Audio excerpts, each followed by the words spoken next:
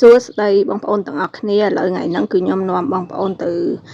បេះព្រីងណាបងប្អូនដោយសារតខ្ញុំដើរឡើងចរាទៅគឺខ្ញុំឃើញព្រីងនេះបងប្អូនអាខ្លះគឺវាចាប់ផ្ដើមខ្មៅបងប្អូនអូជ្រុះមួយបាត់ហើយបងប្អូនគាត់ទៅប៉ះគឺល្បេះតងហ្មងដោយសារវារៀងឡើងកម្មៅគឺវាទុំមែនតែនអញ្ចឹងណាបងប្អូនទុំគាត់ប៉ះល្បេះប្រហើយហើយអានេះគឺទុំវាទុំអញ្ចឹងបានផ្អែមបងប្អូននិយាយទៅគឺយើងទុកវាឲ្យខ្មៅហ្មងណាបងប្អូនឥឡូវគឺយើងចាប់ផ្ដើមបេះទៅហើយអាខ្លះទៀតគឺអត់ទាន់ទុំទេមើលទៅវាក្រហមណាបងប្អូនអាក្រហមហ្នឹងគឺវាចាស់ហេវាអត់ទាន់ទុំទេដល់តឡើងខ្មៅកម្មៅអញ្ចឹងណាទៅវាទុំនេះហើយមួយចកោមគឺវាផ្លែនិយាយទៅគឺវាទុំអត់ស្មើគ្នាបងប្អូននិយាយទៅអាណាទុំគឺយើងបេះហូបមុនហ្មងទៅព្រោះដោយសារតែវាទុំអត់ស្មើនិយាយទៅចកោមវាទុំអត់ស្មើគ្នាទេអាខ្លះខ្ចីហ្នឹងអាខ្លះនៅខ្ចីអាខ្លះទុំក្រហមបន្តិចរៀងព្រឿងបងប្អូនអាខ្លះខៀវហ្មងដល់ពេលអញ្ចឹងទុំអត់ស្មើគ្នាខ្ញុំឡើងដូចប្លែកបងប្អូនព្រីងនេះគឺប្លែកនេះឥឡូវគឺបេះបាន4គ្រាប់បងប្អូន4-5គ្រាប់ដែរអញ្ចឹងណាអានេះមួយគ្រាប់ទៀតបងប្អូននេះមើលទៅរៀងខ្មៅដែរបេះវាមួយគ្រាប់ទៀតហ្មងបងប្អូននេះហើយមើលក្នុងចកោមខ្លះខៀវហើយខ្មៅតែមួយគ្រាប់ហ្នឹងឥឡូវបេះបាន5គ្រាប់បងប្អូនវាងទុំខ្លាំងអញ្ចឹងណា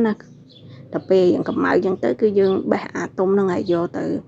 ហូបមានតែហូបប្រើអញ្ចឹងអានេះព្រោះវាដោយសារចកោមវាគឺវាអត់មានថាទុំមកចកោមទាំងចកោម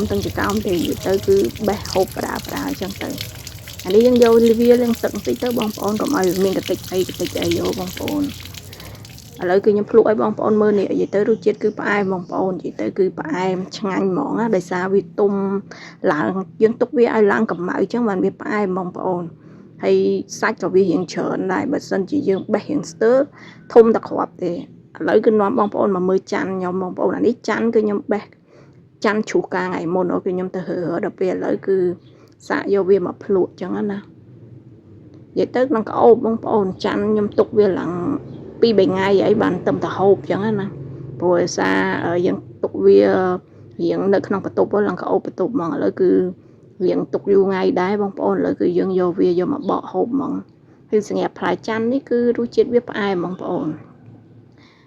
ច័ន្ទនេះផ្អែមហើយបើសម្រាប់អាមូធំមួយទៀតខ្ញុំអ្នកខ្លះគេហៅច័ន្ទអ្នកខ្លះហៅប៉ែនអញ្ចឹងណាខ្ញុំមិនដឹងមួយណាច័ន្ទមួយណាប៉ែនទេបងប្អូនព្រោះដោយសារខ្ញុំហៅតអាសប៉ែតនេះខ្ញុំហៅប៉ែនទេដល់ពេលអាមូណាបងប្អូនអាមូធំហ្នឹងគេហៅអីគេហៅប៉ែនឬក៏ហៅច័ន្ទព្រោះអ្នកខ្លះគាត់ហៅច័ន្ទអ្នកខ្លះគាត់ហៅប៉ែនខ្ញុំអត់ដឹងថាអ្នកណាគេហៅមិនទេព្រោះហៅខុសគ្នាអញ្ចឹងណាបើខ្ញុំហៅអាសប៉ែតនេះច័ន្ទអញ្ចឹងណា